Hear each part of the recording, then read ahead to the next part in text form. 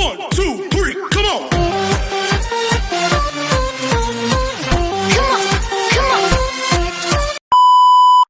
Hello beautiful people! Welcome back to my channel. This is your Mama Sam. Hola mga amigo, amiga, kumare at kumpare. Kamusta kayong lahat? Sana lahat po kayo ay okay at safe ngayong araw na to. At syempre ko ako naman ang tatanungin nyo. Nakikita naman ninyo ang beauty ng Mama Sam ninyo. Fresh overload pa rin, di ba? Ganyan talaga kapag umiinom ka ng maraming vitamin C plus kumakain ka ng maraming banana. Dahil sa banana, nakakaloka ang ganda ng Mama Sam ninyo. Charot! So, kamusta naman kayong lahat ng bonggang-bongga? Sana lahat kayo ay okay na okay ngayong araw ng Wednesday. So, happy Wednesday sa inyong lahat. Ang bilis ng araw, no? Nakakaloka kung iisipin mo. Parang nakaka-Sunday lang ngayon, Wednesday na kagad. Diyos ko, tumbling naman ako. So, kamusta naman ang Teacher's Day namin? Charot. So, yun. So, nakakaloka yung outfit ko kanina. Parang hindi ako maka-get over sa Chinese New Year, di ba? Kasi ito kasing uniform kong to, uniform ko talaga siya na pinatahi na binigay sa amin tela. So, ang drama ko dito, parang ang mga ala Chinese. So, nakalimutan ko na pang Chinese New Year pala siya. Charot.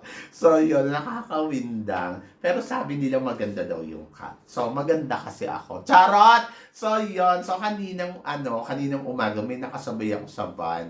Sabi ko, ang gwapo naman ng lalaking to. As in, katabi ko siya, ang gwapo, tapos ang bango. Pagkatapos, yung kamay niya, kuna na lang hawakan niya yung kamay ko dahil, ewan ko, siguro nagagandahan siya sa akin. Assuming, ganon. Ewan ko ba, basta yung nagkatinginan kami, yung ngiti niya, parang may gustong sabihin na gusto niya ako ipasok sa puso niya. Kala niyo sa brief niya, charot.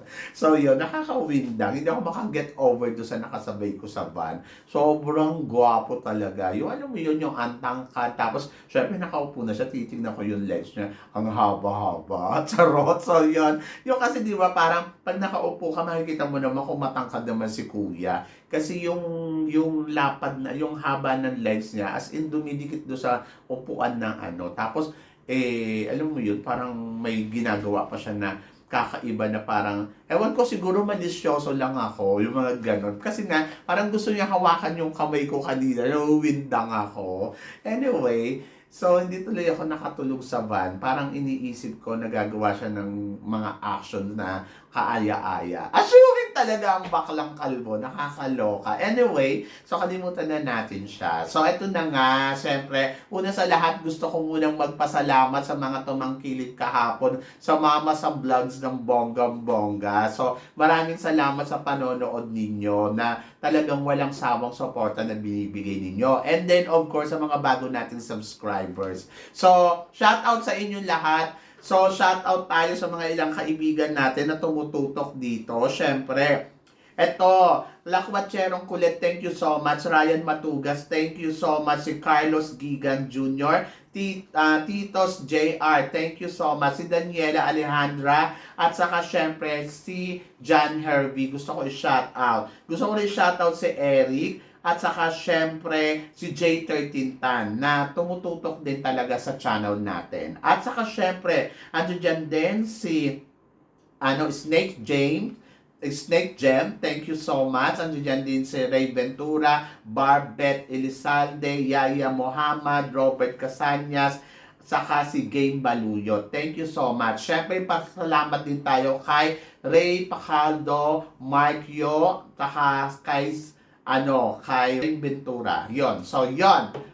At saka syempre, kay Madam Henrietta Solidad, baka makalimutan ko ng bonggang-bongga. Kay Edhi, thank you so much for watching. At saka syempre, bukod doon, gusto ko rin magpasalamat kay Attorney Cornelo Dilag with Marvic. So, thank you so much sa inyo.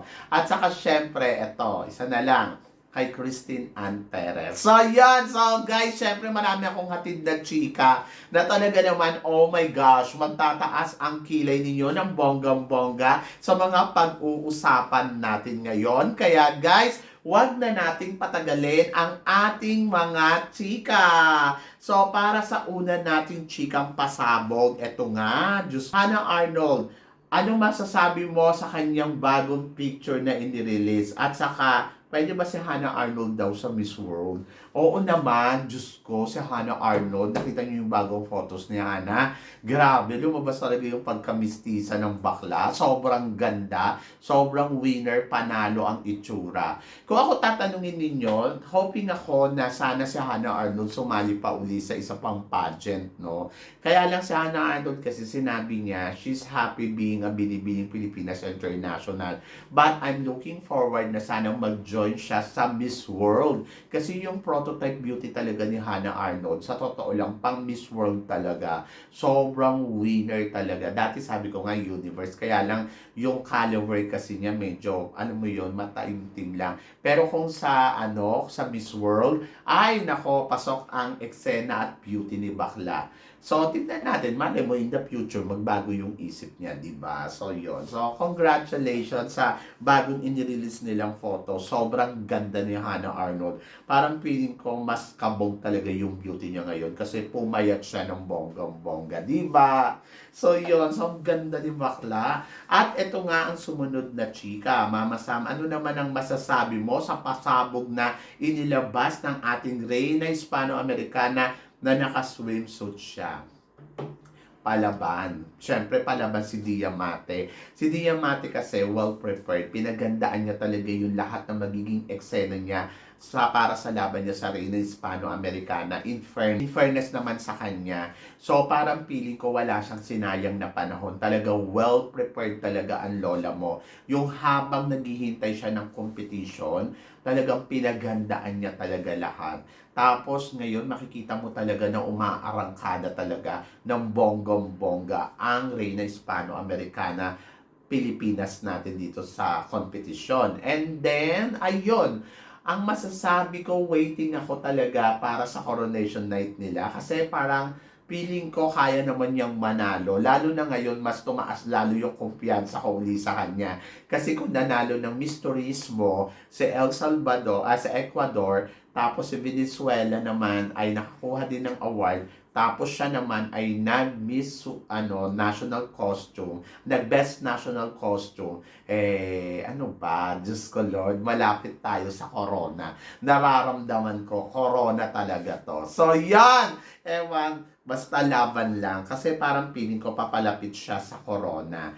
Ba't nandoon ako na depende talaga yan sa laro nila. Kumbaga, closer to the crown. Diba? But good luck kay Diamante kasi talagang sunod-sunod na yung pasabog. And then, grabe yung activity ng Reyna Hispano-Americana, no? Sunod-sunod na rin. Nakakaloka. Ito ang mas nakakaloka. Sana naman sa sumunod natin, chika, CJ Opiasa, pinupush na lahat na sumali nga sa Miss Universe Philippines. Anong chika mo dito, Mama Sam? Minsan na siya naging Miss Universe Philippines candidates, di ba? At naging first runner-up siya doon. Tapos pumunta siya dito sa Miss Grand, nag-title siya. Tapos nagpunta siya ng Miss Grand International, nag-first runner-up siya. So, maganda ang credential, maganda din ang background as a beauty queen. So, kung ako tatanungin mo, why not? Bakit hindi? Pwede naman. Siguro sa isang taon. Ba't hindi bilang maging kandidata ng Miss Universe? Diba? Ako mas gusto ko ang mapanalunan niya ay Miss Supranational.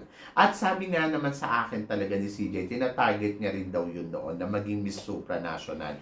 So ako para sa akin, minsan na siyang naging first runner-up sa Miss Grand. Tapos kung ilalaban mo ng Miss Supranational, pwedeng mag-title to. 'Di ba? At malaki yung tsansa kasi talagang kabugera at ang galing din sa Q&A ni CJ. So, kaya ni CJ ipanalo. Lalo na ngayon na parang talagang nag-level up talaga ang beauty na CJ Opiasa after niya mag-first runner-up sa Miss Grand, di ba? Napansin ninyo? So, iba talaga yung leveling ng dating niya. So, I think pwede, pero wag niya nang patagalin. Wag nang hintayin ang 5 years. Kung sasali, sumali na ngayon. Kasi, ito yung best time. Parang feeling ko yung caliber kasi yung beauty hindi magbabago, so tuloy-tuloy lang.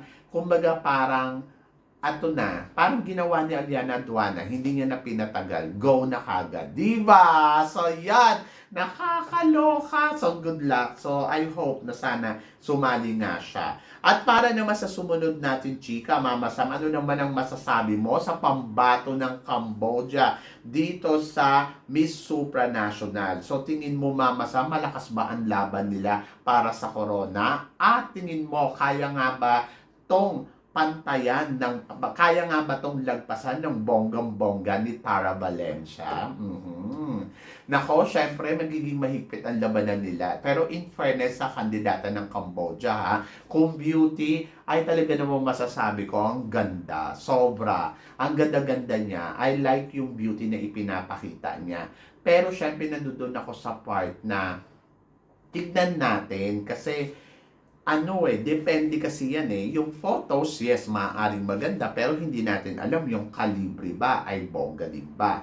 So ako, nandoon pa rin ako, kay Tara Valencia pa din ako, kasi alam ko si Tara Valencia talaga, yung caliber, yung beauty, ay talagang pack na pack. I hope na napaghandaan niya lang talaga yung Q&A, kasi may problema lang talaga to sa Q&A, medyo hindi pa siya ganong kabongga. Pero since na 1 year naman siya naghintay, I hope na sana napagandaan niya talaga ng todo-todo. Diba? So, yun. So, laban lang. And then, tignan natin na magiging bardagulan ni Cambodia at saka ni Philippines dito sa Miss Supranational for 2024. So, yan! Nakaka-excite. Pero ito mas nakaka-excite dahil ang Miss Aura Philippines ay nasa Miss Pearl of the Orient Philippines na. So, medyo nakakalungkot kasi akala ko pwede na ito pumunta sa Binibining Pilipinas. Pero ayun nga, sinambot nga ito nilang Makoy. So, silang Makoy na ang may hawak. Ako para sa akin, okay lang kasi maganda naman yung nanalo ng The Pearl of the Philippines, di ba? So at least lalaban sila ng international pageant. Hindi ko lang alam kung nakuha din nila yung elite, pero depende. At ayun nga, excited ako for them. And tingnan natin kung sino ang magiging pambato natin ngayon sa Miss Aura Philippines ngayong 2025. Looking forward ako dyan. So, laban. Kaya nila yan. So, yan. At eto, syempre, Miss Earth 2022, Mama Sam. Ayun nga. So, lalaban ng Miss Universe Australia. So, ano ang chika mo dito? Well, ang chika ko dito ay good luck. So, Liana Aduana ang datingan. So, tignan natin kung paano sila magpe-penetrate ng bonggang-bongga sa magiging laban nila sa international pageant, sa Miss Australia Universe. So, good luck. At ito na ang sumunod natin, chika, Mama Sam. Liana Aduana, Maalakatriona Gray, ang lakas. So, anong tingin mo dito? To be honest, yung kumpiyansa siguro, yung paano niya i-repackage yung sarili niya as a candidate ng Miss Universe. Alam naman natin si Liana Aduana na buo yung kumpiyansa niya at yun yung maganda na baon niya dito sa laban niya sa Miss Universe Philippines. Kasi as long as possible, kailangan natin makakuha talaga ng very strong contender talaga. Yung kumpiyansa niya talaga nag-uumapaw. Hindi lang yung basta-basta maganda, matangkad. Kailangan talaga buo yung kumpiyansa. So, hinahantulad siya ngayon dito kay Catriona Gray dahil si Catriona Gray ang last nga na natin na ipinadala sa Miss Universe na talaga naman buo ang kumpiyansa sa sarili. So, baka daw mag-ala Catriona Gray talaga itong si Liana Aduana. Ako para sa akin, depende sa mga makakalaban niya. Sa ngayon, nakikita natin isa siya sa mga pinakamalakas talaga. Pero depende sa laro ng ibang kandidata kasi nga last year marami din naman mga malalakas. Stacy, one of the best pagdating sa communication skills. Pero nabaliwala din yung laban niya, naging first runner-up lang, di ba? So depende sa depende sa galawan, depende sa mga makakalaban, depende sa laro nila. Medyo mahaba-haba ang laro dito sa Miss Universe Philippines. And then, abangan natin kung paano siya magpipenetrate. So, repackaging ang gusto kong makita sa kanya, kung paano niya i-repackage yung sarili niya as a Miss Universe Philippines. Kasi syempre, galing siya sa Miss Earth. Pero sa ngayon pa lang nakikita na natin, Diyos ko, hindi naman kailangan ng transformation kasi na-transform niya na ng bonggang-bongga yung kanyang sarili para sa laban niya sa Miss Universe Philippines for 2022. At yun yung nakaka-excite, yung magiging puksaan, bardagulan ng mga kandidata kasi marami ngang malakas, marami ding magaling at marami ding maganda. So, take it easy lang guys. So, tingnan natin kung paano siya magpe-penetrate, paano siya sasabay, at paano siya mangangabog ng bonggang-bongga sa darating na Miss Universe Philippines. So, yan, nakakaloka. So, kayo guys, ano guys ang masasabi ninyo dito sa mga pinag-uusapan natin ngayon?